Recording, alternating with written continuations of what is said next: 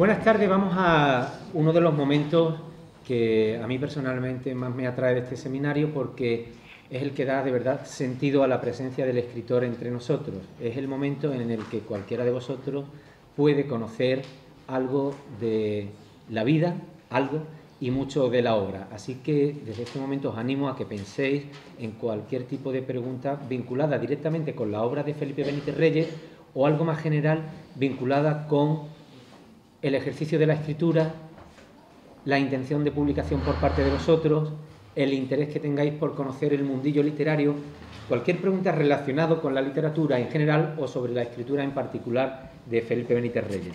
Yo haré una primera pregunta y a continuación pues voy dando el turno de palabra a cada uno de vosotros. Felipe, para empezar, hemos hablado en estos 2 días de que el seminario se organiza en honor de tu literatura porque ya llevas una trayectoria de 30 años escribiendo. La primera pregunta, pensando también lo que Juan José Telles ha dicho del papelillo rojo que anuncia al final del librito de papeles, ¿qué pesa más en ti ahora mismo? ¿Lo que ya has escrito estos 20 y tantos años de carrera o lo que todavía te queda por escribir? Esto no sé. ¿Funciona? No funciona, que se ayuda y no sé. Vale. Aquí también os podéis sentar aquí o bajarlas directamente.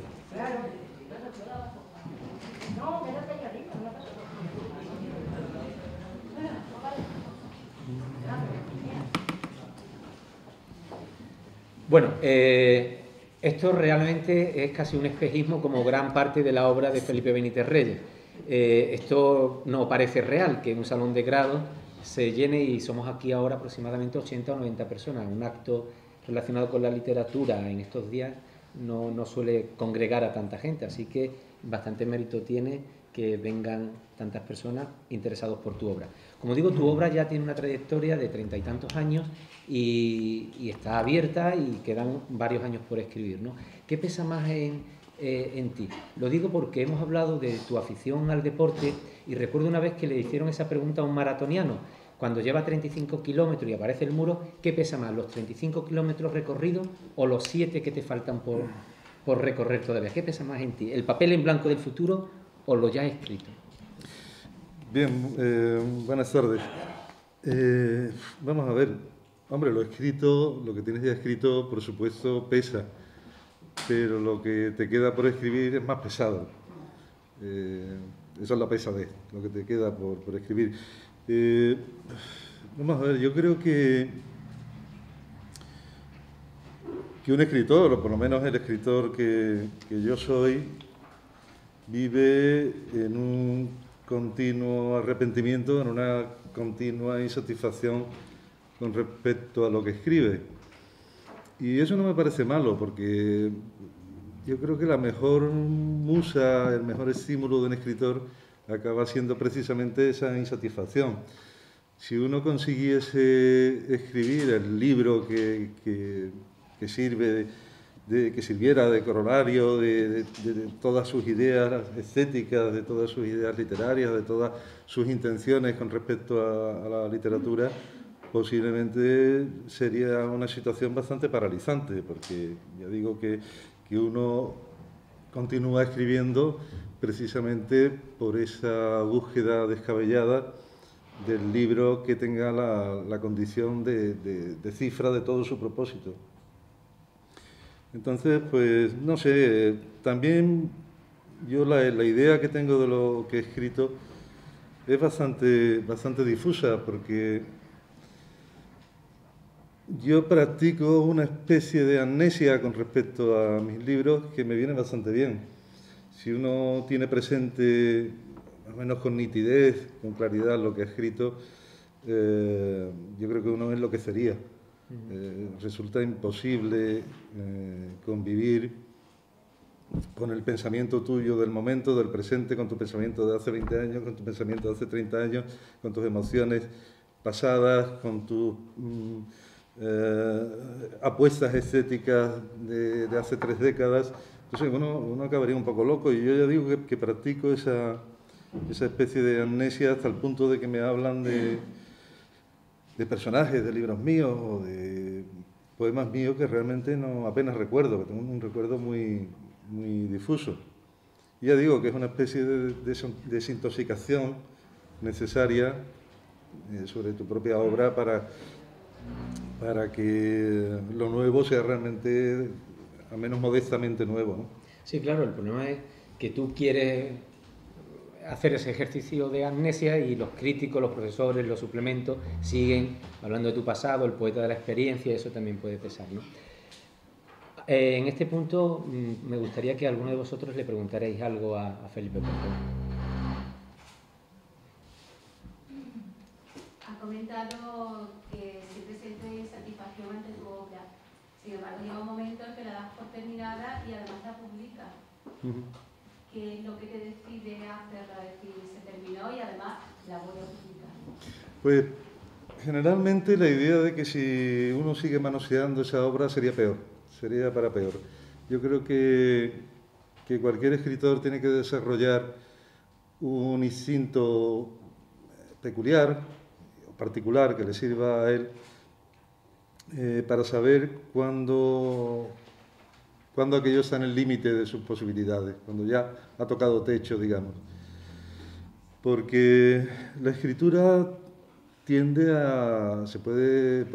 tiene tendencia a amanerarse, a enrarecerse.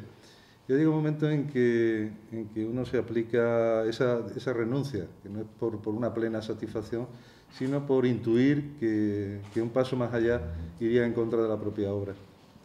Y de las obras hay que desprenderse, porque si no te impiden, en el momento que estás trabajando en una obra, te impide meterte en otros proyectos. Entonces, hay otros proyectos, siempre tienen unos proyectos pujantes que están ahí, que intentan aflorar, y no puedes interferir, o yo por lo menos ya no puedo interferir dos proyectos distintos.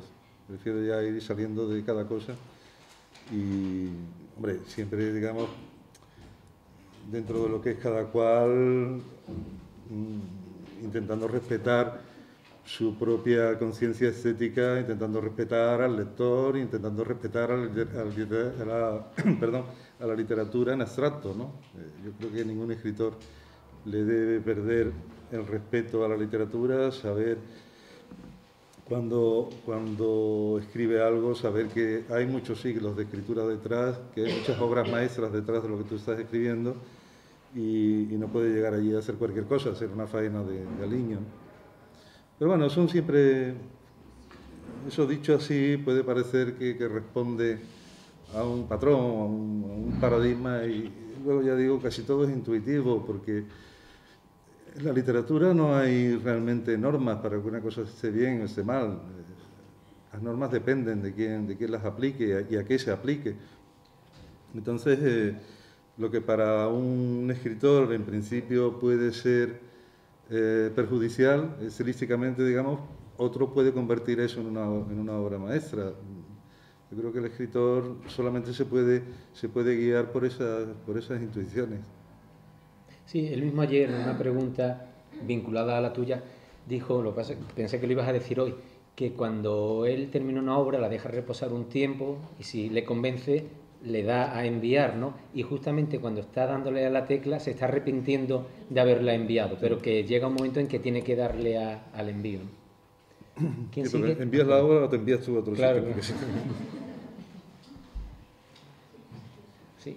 Antes Luis Vague ha comentado que en Confesiones de un poeta de experiencia arrepentida, ¿hay algo de verdad de eso, en ese arrepentimiento, sobre la poesía de experiencia? No, bueno, eso era una broma, vamos a ver. Es que, claro, hay que ponerse un poco en el contexto de aquellos años, en que había una guerra de declaración unilateral por parte de una serie de poetas que no tuvieron mucha suerte o que consideraron que no era la suerte que les correspondía con respecto a la suerte que tenían otros. Y entonces iniciaron una campaña de prensa muy encarnizada contra algunos poetas que supuestamente éramos los poetas de la experiencia, y arriesgando conjeturas que al menos eran un poco discutibles, ¿no? Como decir que nosotros estábamos impuestos por el poder socialista, que éramos la poesía del régimen y todo ese tipo de disparates. Y lo más curioso es que quienes nos achacaban ese apoderamiento del poder, valga la redundancia, eran personas que estaban en los suplementos literarios, que tenían revistas literarias, que manejaban editoriales, que manejaban obras culturales de cajas de ahorro, y yo desde luego no he tenido nunca nada de eso. Pero sin embargo ellos, pues, bueno, es una cosa de sociología, de miserias literarias que por suerte ya pasó, y eso fue una respuesta irónica a todo eso, claro. Fue una respuesta irónica y un juego puramente burlesco de aquella situación. Allí al fondo hay un alumno que quiere preguntar. ¿En qué momento te das cuenta de que quieres ser escritor? Hombre, para quedar bien podría decir, por ejemplo, que el 17 de diciembre de 1971 a las 14:23 de la tarde, pero no sería cierto, no lo sé. No lo sé, pero creo que fue... la mía creo que fue una vocación temprana. Yo empecé a escribir pronto, sin saber escribir, como dije ayer, que cuando uno empieza a escribir no sabe escribir, solamente sabe que quiere escribir, ¿no? Que es una cosa muy distinta. Y bien es verdad que parece ser que en algún momento de la adolescencia o incluso de la preadolescencia todos tenemos una especie de tendencia natural a expresar por escrito las cosas que nos preocupan, pero luego la mayoría de esos conatos de vocación acaban quedándose en nada, ¿no? En mi caso, no sé si para bien o para mal, ese conato preadolescente acabó siendo perdurable. No sé por qué, las causas no las puede saber uno, no creo que responda tampoco ni a unas brumas más o menos esotéricas, ni a una determinación crudamente biológica. Yo creo que es una mezcla de factores que yo en mi caso desde luego no sabría precisar, ni he leído el testimonio de ningún escritor que haya sabido precisar ese momento de iniciación con exactitud y sobre todo con un margen de credibilidad por parte de quien lo oye que sea suficiente, ¿no? Yo creo que todos montamos una especie de leyenda con respecto al despertar de la vocación, pero que no tenemos un conocimiento preciso de eso. Supongo que es un proceso más que un detonante que activa algo, ¿no? Es un proceso hecho de muchas cosas, de pequeñas circunstancias, no lo sé. Sí. ¿Cree usted que un escritor debe escribir lo que piensa o que siente realmente, o debe pensar también cuando el lector lea su obra en el lector? Es que el problema de pensar en el lector es complicado, porque es que lectores no hay uno, no hay un solo tipo de lector. Cada lector busca una cosa distinta en un mismo libro y sobre todo puede encontrar una cosa distinta a todos los demás en un mismo libro. Yo creo que se produce una especie de reacción química entre un libro y un lector, porque al fin y al cabo leemos desde nuestra propia biografía, desde nuestra propia sentimentalidad, desde nuestros propios intereses, sean cuales sean, ya sean intelectuales, sean estéticos o sean emocionales. Entonces, el que escribe no puede crearse, digamos, ese lector ideal, porque los lectores son tantos como personas, ¿no? Entonces, yo participo de lo que decía Nabokov, que el lector ideal de un escritor solo puede ser esa persona que ve por la mañana ante el espejo. Eso nos lleva a otro asunto, que es el del necesario desdoblamiento del escritor, el lector de sí mismo, que es un proceso bastante complicado. Yo creo que es uno de los procesos más complicados realmente de la escritura, en el momento en que no solo eres alguien que escribe, sino alguien que tiene que aprender a leerse a sí mismo, lo que él mismo escribe. Y ese desdoblamiento, ya digo que creo que es uno de los procesos más complicados de la escritura. Porque realmente cuando alguien empieza a escribir, alguien joven decide dedicarse a la escritura, y eso enlazo con lo de antes, no se convierte en escritor en el momento en que empieza a escribir. Yo creo que realmente cuando una persona empieza a escribir, el momento en que puede nacer el escritor es en el momento en que relee lo que ha escrito y hace una tachadura. En ese momento sí puede estar naciendo un escritor. ¿Por qué? Porque se ha activado ya una conciencia crítica ineludible para cualquier escritor. El convertirse, en desdoblarse en lector de sus propios escritos. ¿Hay algún género literario que no haya tocado aún? Y de los que ha tocado, ¿cuál siempre fueron muchos? Creo que la zarzuela me queda.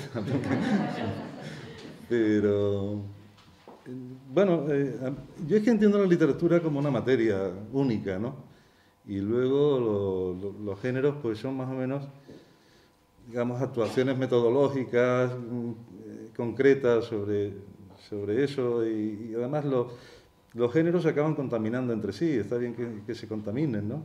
Los recursos poéticos pueden funcionar muy bien en la prosa, en la novela, y los recursos narrativos pueden funcionar también bien en un poema. Y yo digo, pero yo entiendo la literatura, yo digo, como una materia única que tiene un tratamiento que tiene otro. Pues que se le da un tratamiento, se le da otro. ¿Quién continúa? Ah, sí. Se puede vivir siendo escritor, novelista, poeta, quiero decir, paga la hipoteca, paga el coche, paga los estudios de los niños, yo qué sé. Depende de cada cual, claro. Hay gente que sí, gente que no, que puede y otra que no puede, como en casi todas las profesiones, ¿no?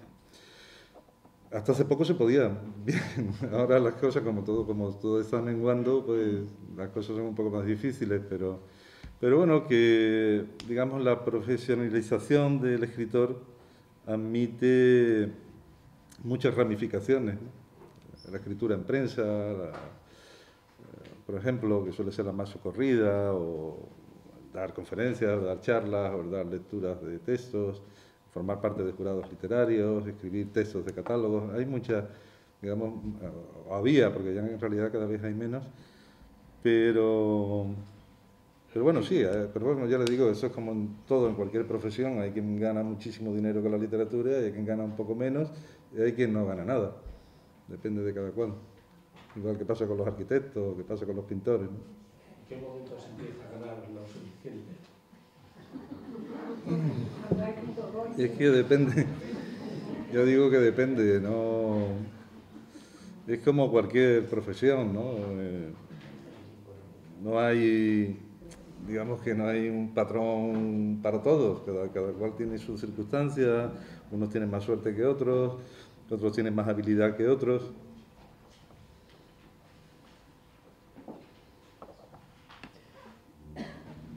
¿Alguna otra pregunta de forma espontánea? Cuando vayamos a comentar el libro, todavía no hemos entrado en la fase del comentario. No, pero ya si queréis alguna pregunta, se refieren, es el grupo de lectura Mar de Leva que han estado trabajando el último libro de relatos de Felipe Benítez Reyes, Cada cual y lo extraño, y quieren hacer alguna pregunta concreta sobre el libro. No, también podemos entrar en el libro y luego salir y ya está. Así que si tenéis alguna pregunta concreta, claro que sí.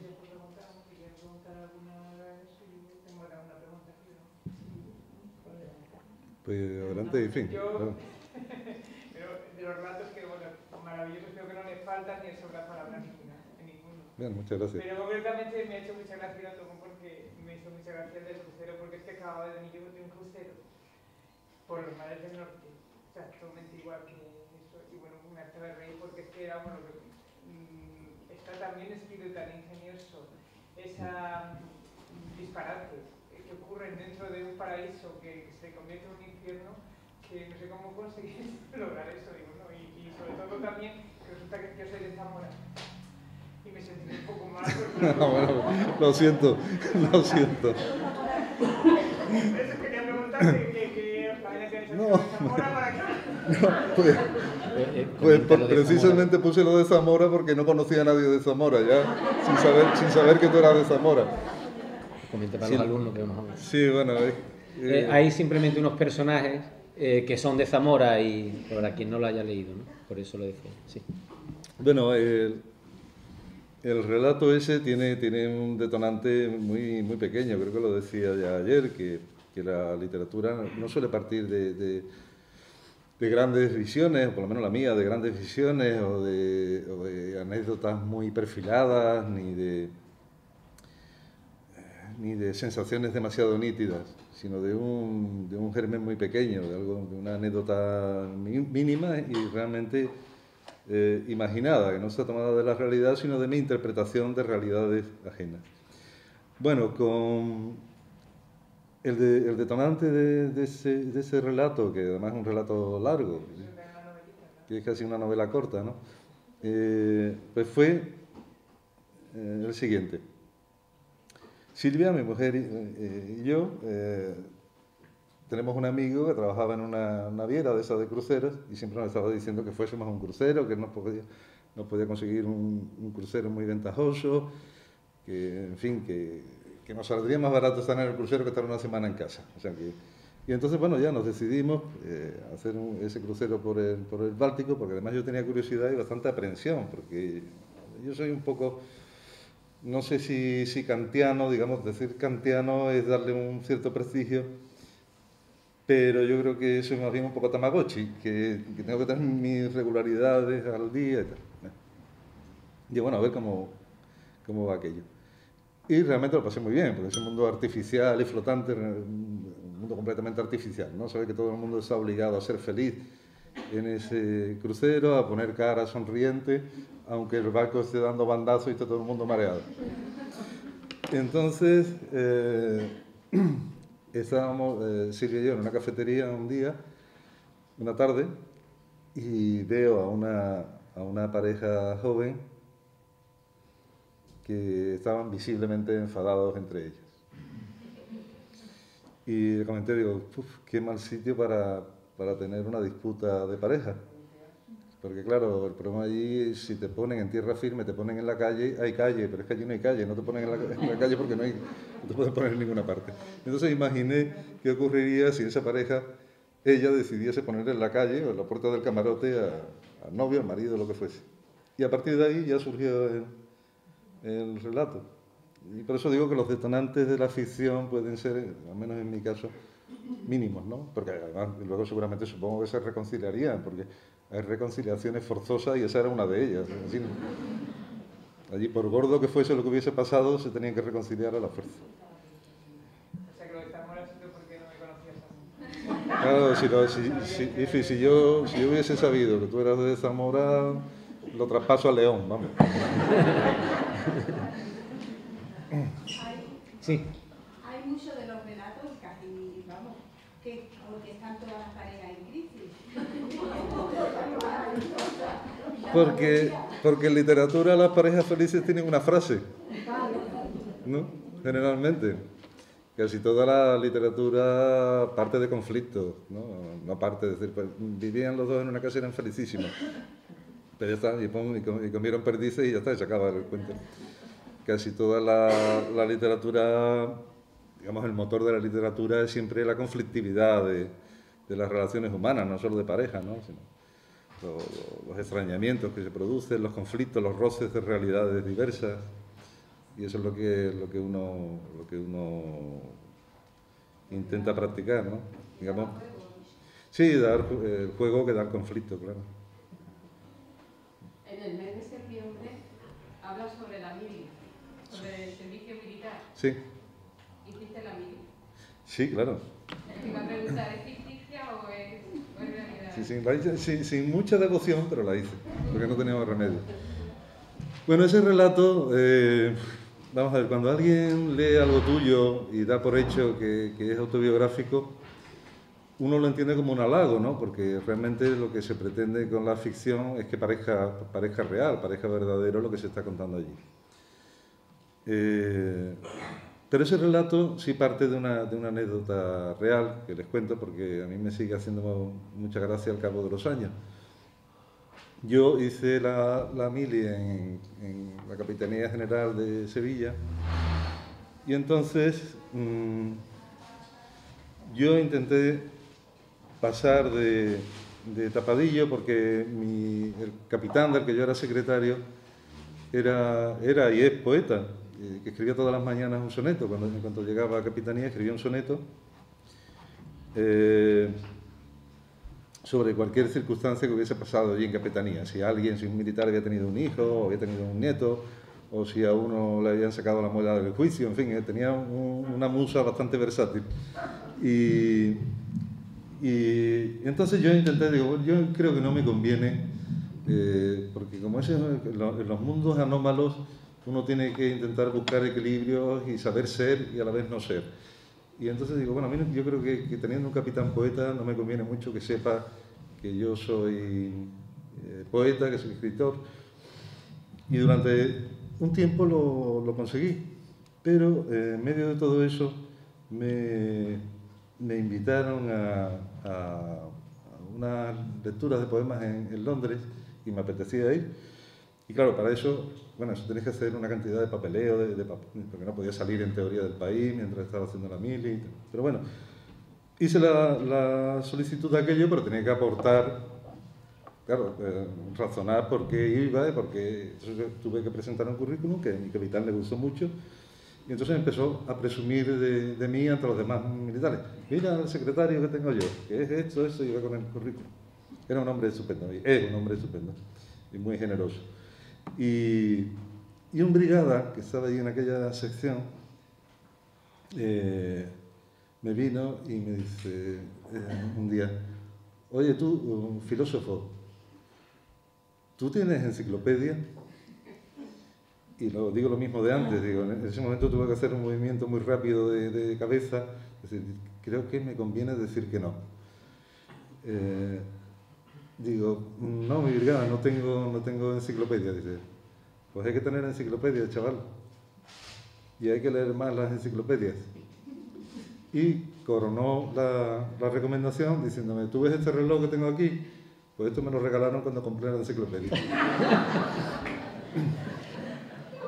Por eso que te compraste la enciclopedia, ¿no? Porque... No, sí, ya lo tenía, bueno, sí, bien, pero entonces cada mañana llegaba, yo estaba allí en la oficina, nosotros los soldados entrábamos a las 8 de la mañana y los mandos entraban a las 8:30, más o menos. Entonces cada mañana a las 8:30 llegaba el brigada y me decía, tú, filósofo, ¿cuántos metros cuadrados tiene Jamaica? Y decía, no lo sé, mi brigada. Decía, bueno, hay que leer más las enciclopedias, chaval. Y eso era un día y otro, y claro, se ve que se cogía la enciclopedia la noche anterior, cogía la pregunta más imposible de responder, porque eso no había manera de saber qué era aquello, porque ¿cuántos habitantes tiene Canadá? Bueno, todas eran así, del tipo incontestable. Y eso me dio pie a ese relato. Y luego la pregunta que finaliza el relato es ¿para qué? Eso ya es invención. Eso yo no lo vi fuera del cuartel. Pero eso, digamos, eso es la parte de ficción, la parte en que la literatura modifica la realidad o intenta armonizar literariamente una anécdota. La anécdota esa por sí sola contada no sería nada. Sin embargo, el encuentro final que él ve en una cafetería de brigada vestido de paisano es, digamos, lo que cierra literariamente, lo que le da la dimensión literaria a la historia, que por sí no pasa de ser una anécdota un poco chusca y de cuartel, ¿no? Sí. Me gustaría saber por qué le puso el título a Cada cual lo extraño y si ya tiene en mente alguna cosa nueva. Bueno, el título de Cada cual lo extraño, ayer Pepe lo señalaba como un título un poco que produce una sensación de extrañeza, ¿no? Bueno, pues es simplemente intentar armonizar mediante el título algo que creo que está en todo el libro, esa sensación de lo extraña que puede ser cualquier vida, ¿no? Cualquier vida sin apariencia para los demás de extrañeza. Porque yo creo que hay dos dimensiones, es decir, las vidas que nos resultan extrañas a nosotros, las vidas ajenas, y lo extraña que nos puede resultar nuestra propia vida a nosotros mismos. Valga el pleonasmo. Y entonces, pues intenta jugar un poco con eso. Ya digo, los títulos en general tienden a dar una idea aproximada de lo que se va a ofrecer en el conjunto. O es por lo menos lo que yo aspiro, la función a la que yo aspiro que tengan los títulos, ¿no?, de mis libros. Y luego también te decía que tienes ahora mismo entre manos, que si tienes algún proyecto vivo ahora mismo. Sí, estoy escribiendo una novela. Y en eso estoy. Una novela, a ver qué sale. Hasta ahí puedo contar, ¿no? Porque Bueno, es que de las novelas realmente, mientras se están escribiendo, se puede contar poco porque en principio no sabe uno siquiera si la va a terminar. O sea que es tan incierto como eso. Sobre la forma de trabajar, horario, en los detalles que puedas dar, horario, dónde, cómo, circunstancias necesarias. Hombre, digamos en cuanto a horarios, digamos ya que estábamos hablando de militares, disponibles forzosos las 24 horas, ¿no? Eso no hay demasiada elección ahora cuando tienes una ocurrencia no tiene horario, ¿no? Yo suelo trabajar prácticamente todo el día, porque no solo se trabaja en la escritura mientras se está escribiendo, sino cuando se está pensando en lo que se va a escribir, cuando estás pensando en lo que es escrito y no te convence y sabes que tienes que modificar. Y en cuanto al dónde, yo tengo un problema. Muchos escritores tienen fetiches en su mesa de trabajo, pues, no sé, depende de lo que sea, desde un gatito chino a un cactus, no sé. Yo lo que pasa es que tengo un problema, que el fetiche mío es muy grande, que es mi propio cuarto de trabajo. Yo no sé escribir fuera de mi cuarto de trabajo. Fuera de mi cuarto de trabajo no soy escritor. Me cuesta trabajo, me salen anacolutos. Allí también me sale, pero los corrijo. ¿Cómo te le ocurrió ponerle a los relatos los meses del año? Pues en realidad es un truco. Yo tenía 2 o 3 relatos escritos que estaban situados en meses concretos del año. Entonces, vamos a ver, cuando uno publica un libro de relatos,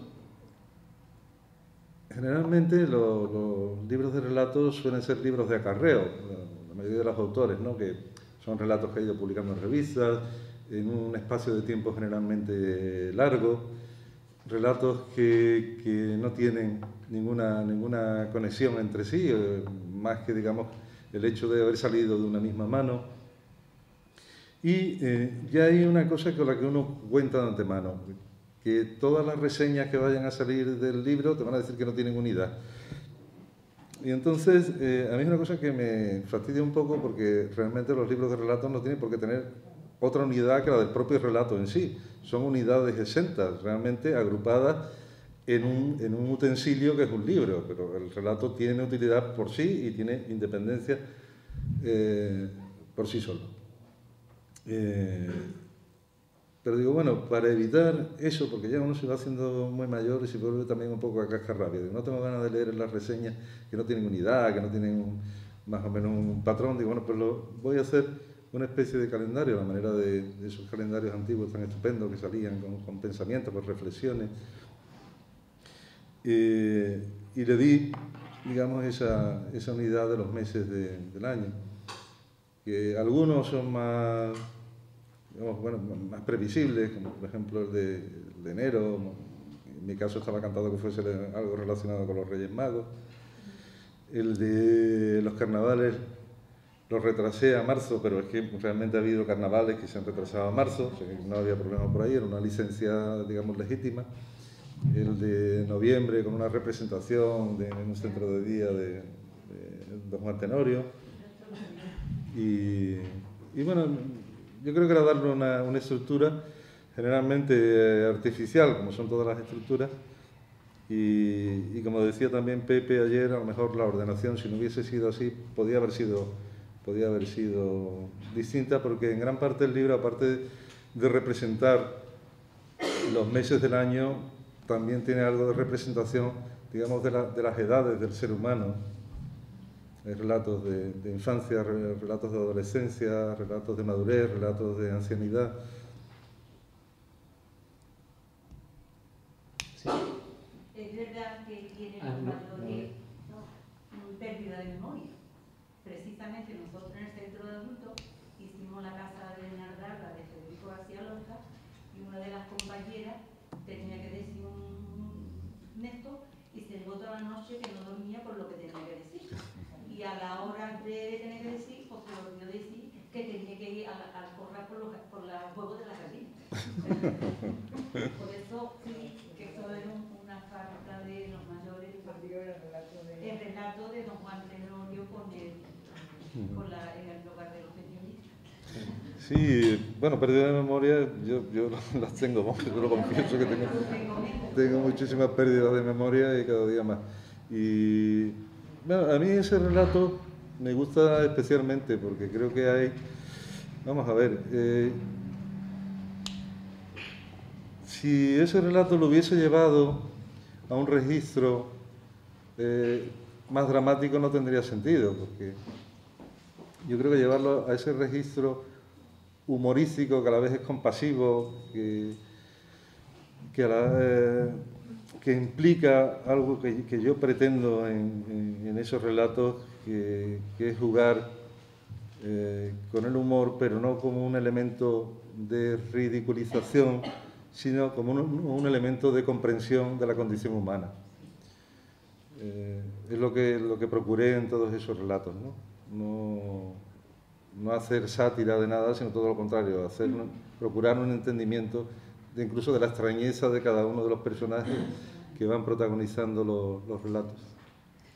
En el primer enero diremos, ¿no? ¿Refleja usted algo de su niñez en la persona de su padre, en el recuerdo de su padre?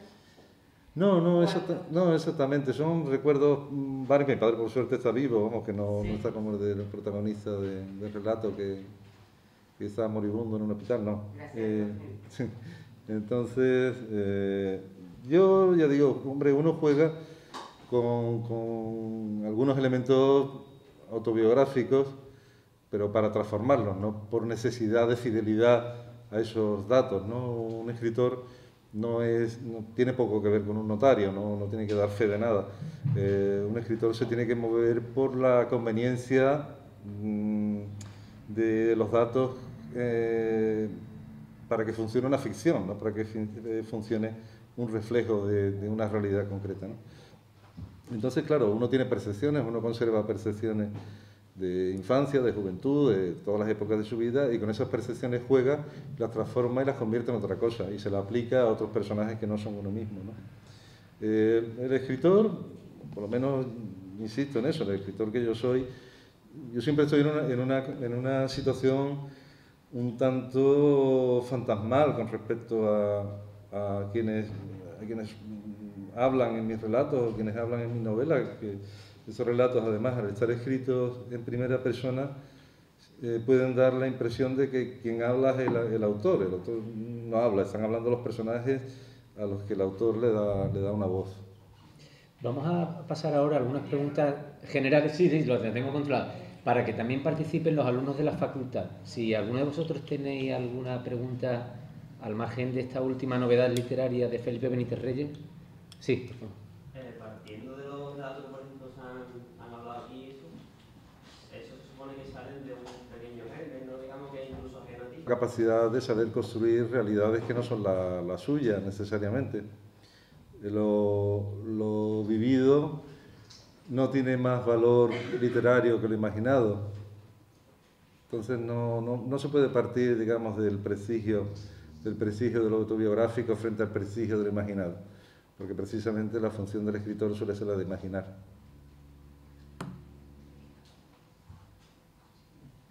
Bueno, pasamos por aquí, veo una pregunta, ¿no? ¿No? Sí. que precisamente el relato del 10 de noviembre ha sido muy preguntado, porque he visto yo que las personas mayores hacen lo que les da la gana y sin problema ninguno. Pero lo que es en el libro entero, he visto yo que hay mucho miedo y mucha muerte. ¿Eso por qué? Bueno, pues quizás porque la hay mucho también en la vida, ¿no? ¿Quién no tiene miedo a lo imprevisto? ¿Quién ignora que la muerte está siempre rondando, ¿no? Sino a uno, a tu entorno de personas queridas. Yo creo que vivimos todos con esos temores. Lo que pasa es que, bueno, intentamos compensarlo con otras cosas. Y yo procuro que lo que escribo pues tenga verosimilitud y tenga un anclaje también en la vida y en lo común de todos.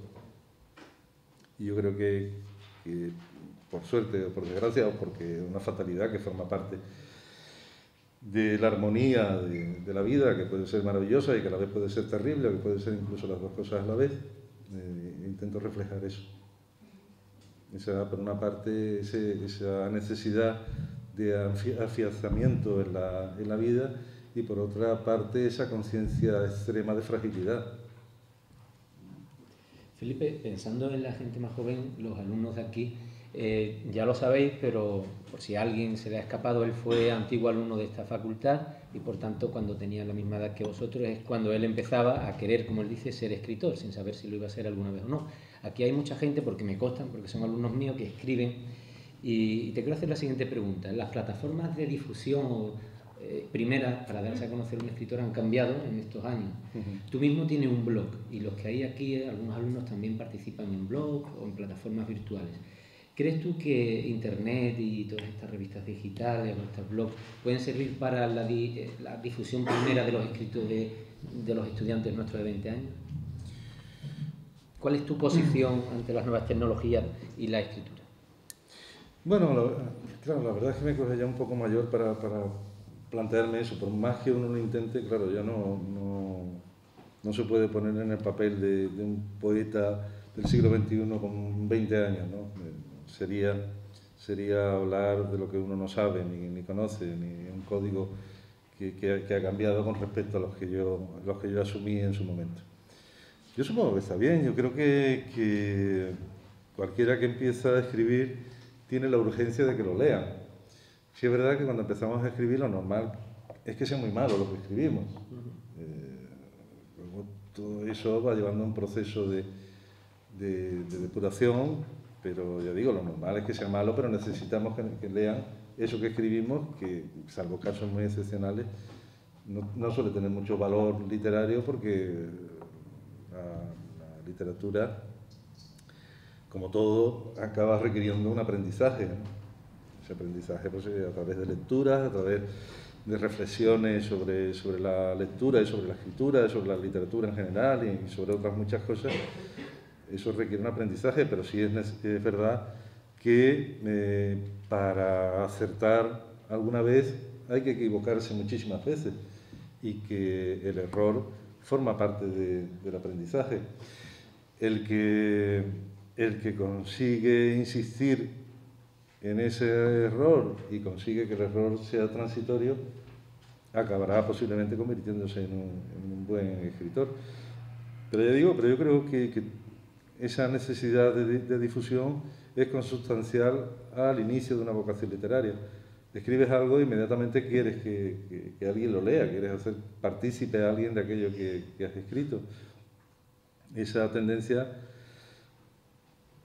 no el hecho de que te lean, pero sí la urgencia de que te lean, como es lógico, se va moderando con el tiempo, porque aprende uno que detrás de cualquier texto literario ahí tiene que haber muchas horas de trabajo, muchas horas de reflexión sobre el propio texto y sobre tus intereses con respecto a ese texto.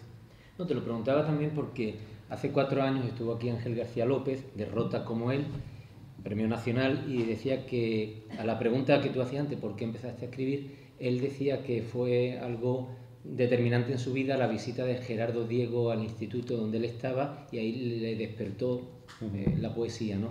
Y tú mismo has hablado de cuando en tus años universitarios fuiste a conferencias o charlas, por ejemplo, de Rafael Alberti en la antigua facultad. ¿Piensas tú, y la vida es así de extraña, que tú haces hoy de Gerardo Diego, de Rafael Alberti, y en cierto modo tu presencia aquí también puede estimular a la gente joven? ¿O ya esa mitomanía por el escritor se ha perdido? Ya un escritor soy gente corriente con vuestras extrañezas que no tienen ningún efecto sobre la gente que está estudiando filología. Bueno, pues no lo sé. Yo creo que la mitología en torno a la figura del escritor se puede prescindir fácilmente. El escritor es una persona normal y corriente que de vez en cuando, si tiene suerte, escribe algo excepcional, pero el interés que pueda despertar un escritor como tal escritor, en mi caso por lo menos, es poco. Lo realmente mejor de un escritor es lo que escribe, no en lo que habla, no en su bla bla bla, en sus divagaciones públicas. Eso no pasaría de ser una anécdota. Pero bueno, en ese momento, pero es también lo que decía antes, claro, en el caso de Ángel García López, a él le despierta la vocación esa lectura de Gerardo Diego y de pronto él, muchacho, ve a Gerardo Diego dar un recital de poemas suyos acompañándose al piano y decide que él, hablando de Gerardo, ese es Gerardo Diego, ese es el fantasma de Gerardo Diego, que ha transformado el piano, que en vez de tocar el piano está tocando un sintetizador. Y bueno, yo agradezco la visita de Gerardo Diego, la verdad que es un detalle. Que de pronto yo supongo que en el caso de Ángel García López lo que él vio allí fue un destino ideal, un destino envidiable, algo que él, yo quiero ser esto, ¿no? Pero posiblemente lo quiso ser porque en cierto modo ya lo era. Y si no hubiera sido Gerardo Diego, pues hubiese sido cualquier otro estímulo, ¿no? No creo yo que, digamos, que un estímulo concreto marque una vocación, marque un destino. Yo creo que eso siempre acaba siendo una suma imprevisible de azares, de circunstancias, como decía antes, muy nimias, muy pequeñas. Lo que sí, al hilo de lo que tú decías, si alguien tiene o intuye que tiene la vocación de la escritura, yo lo que sí puedo decir que yo, si tuviese que nacer otra vez y tuviese que elegir una ocupación en la vida, procuraría que fuese la de la escritura, porque creo que la escritura tiene la capacidad de intensificar la vida y, por otra parte, también de clarificar tu vida. Quien más se beneficia al fin y al cabo de la escritura no es el lector, por mucho que el lector se pueda beneficiar o pueda entretenerle aquello, sino quien la escribe, porque está haciendo un ejercicio de clarificación con respecto a sí mismo y está haciendo también un ejercicio de fijación de una conciencia y a la vez de un historial de pensamiento y de un historial emocional.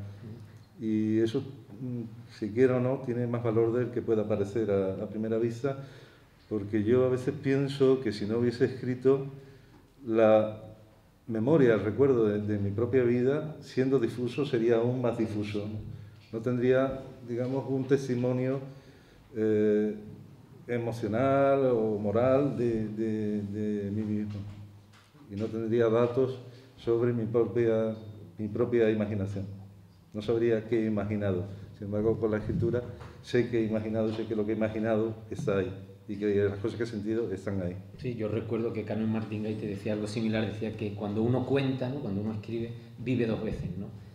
Al rememorar y dejarlo por escrito estás viviendo otra vez, ¿no? Así que se enriquecía. ¿Alguna pregunta de vosotros? Sí, mira, allí la chica. En relación a lo que acabas de decir, ¿has utilizado alguna vez la escritura como vía de escape? ¿Tus emociones o tu...? Cuando alguien empieza a escribir, sí suele entender la escritura como una especie de desahogo, ¿no? Como una actividad más o menos balsámica o terapéutica, por decirlo coloquialmente, de echar fuera fantasmas o de echar fuera una rabia o lo que sea, ¿no? Luego, con el paso del tiempo, lo más probable es que ya no escriba uno sobre la emoción en caliente, sino que se convierta en alguien que escribe sobre el recuerdo de una emoción, sea adversa o sea feliz, sea dichosa. Y se escribe desde el recuerdo de eso y se reconstruye esa emoción, pero desde un plano, digamos, ya meditativo, más sosegado, ¿no? Porque la escritura urgente que está dictada por el pulso de las emociones suele acabar en un mero desahogo, y lo que se trata es de convertir aquello en literatura que no olvidemos que la literatura, al margen de otras cuestiones, es un arte, y como tal arte tiene que tener un valor artístico, ¿no? Y tanto es así que, por ejemplo, Becker, que pasa por ser el paradigma del poeta apasionado, del poeta encendido, del poeta que expresa los desgarros así más aparatosos del sentimiento, decía: cuando siento no escribo. Entonces, Becker está escribiendo desde el recuerdo de unas emociones, de unos desgarros, porque, entre otras cosas, cuando uno está viviendo una situación de desgarro emocional, mucha sangre fría también hay que tener para ponerse a escribir, ¿no?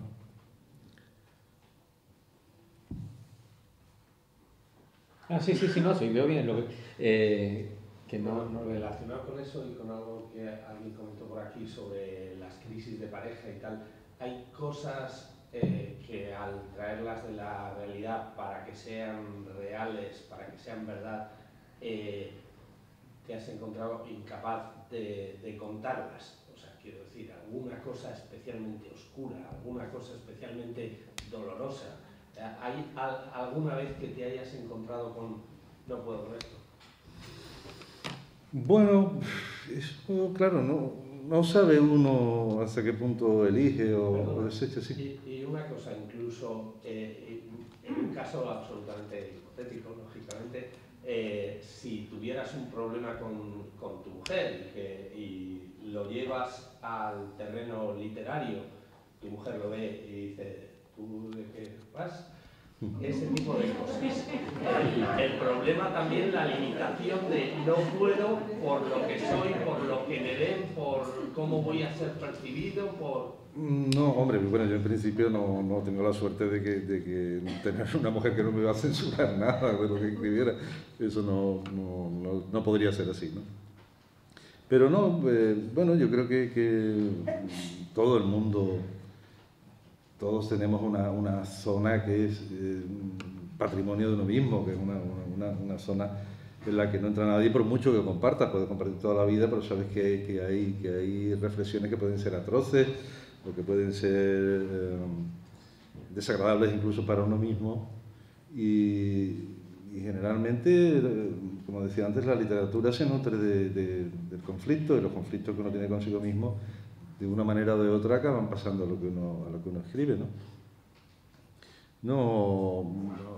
Claro, es que a veces tendemos, como decía antes, a valorar lo autobiográfico, y sobre todo en una época en que lo biográfico o lo autobiográfico se suele identificar, gracias a estos programas de televisión, con lo escabroso, así con lo obsceno, y eso no se trata. La intimidad también es una materia muy delicada que conviene preservar, porque digamos ese espectáculo indecoroso de la exhibición de la intimidad tampoco creo que sea conveniente ni necesario para nadie, salvo para uno mismo, si acaba haciéndolo, ¿no?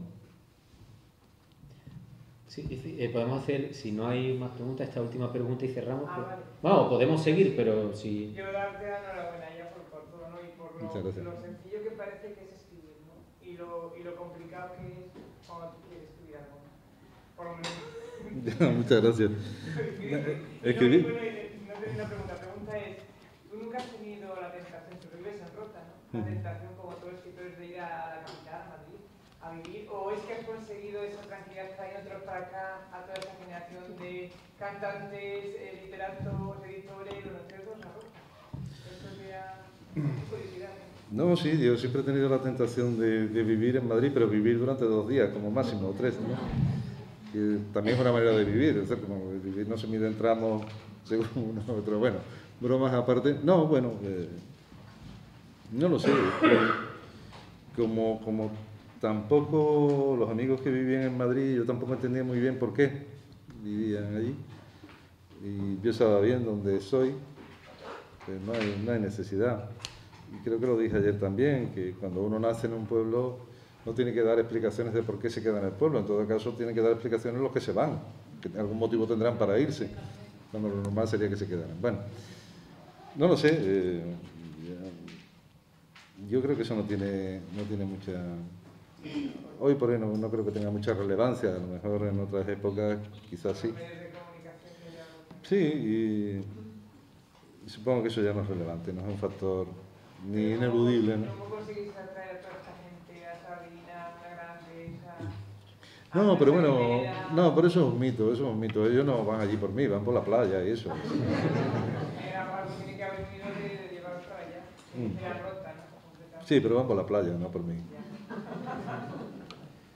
Bueno, pues... sí, una última pregunta.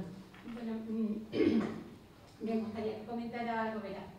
A mí me ha gustado mucho el libro y me ha dado la sensación de que hay como varias realidades, sobre todo en el primer cuento, cuando terminé de leerlo, a mí la sensación que me dio es que la vida es un fingimiento, que tenemos la realidad que compartimos y otra como los rellenos eran reales, yo lo sé pero me lo callo porque voy a disgustar, entonces una realidad fingida y después por otro lado también otra realidad que es como lo imprevisto, parece como una broma del destino. Me caso con un montón de gente y heredo todos los dineros cuando estoy a punto de con el hombre que quiero, me muero yo y no se muere y hereda al viejo, que además al viejo le importaba un grabar los dineros. Entonces esas cosas imprevistas de la vida que te la cambia, que no sé, te resulta tan extraña, y esa realidad fingida que piensas respecto a eso, si realmente es la vida, vamos, yo pienso que sí, que fingimos mucho, pero bueno. Es que a mí me gusta jugar literariamente con esa mezcla casi perfecta, o por lo menos muy equilibrada, que tiene cualquier vida por una parte de grandeza y por otra parte de ridiculez. Podemos ser grandiosos y podemos ser ridículos sin dejar de ser una cosa ni la otra, ni ser más una cosa que la otra. Y creo que la vida se equilibra con respecto a eso, con esos momentos, con esos gestos de grandeza y con otros gestos que, a pesar de nosotros mismos, acaban convirtiéndonos en seres ridículos. Y vamos ahí apañándonos entre esos dos extremos con todos los grados intermedios posibles, ¿no? Y en ese libro creo que bueno, mi propósito fue precisamente eso, ¿no? Decir, bueno, lo extraño de cada vida, lo ridículo que puede ser cualquier vida y a fin de cuentas lo milagrosa que es cualquier vida, ¿no? Milagrosa por lo que implica de supervivencia en un mundo que generalmente es hostil y en un mundo en el que tenemos que conciliar nuestras distintas versiones de la realidad, nuestras distintas percepciones de la realidad que coinciden, creo, mucho menos de lo que pensamos. Por eso creo que hablar de realidad común es hablar de una imposibilidad entre términos. No creo que exista una realidad común. Si nos pudiésemos trasladar al pensamiento de otra persona durante 2 minutos, creo que es lo que seríamos, porque no entenderíamos nada. Bueno, pues muchas gracias, Felipe, por tu disponibilidad y también gracias a todos los que habéis estado aquí y especialmente a los que habéis preguntado. Gracias. Muchas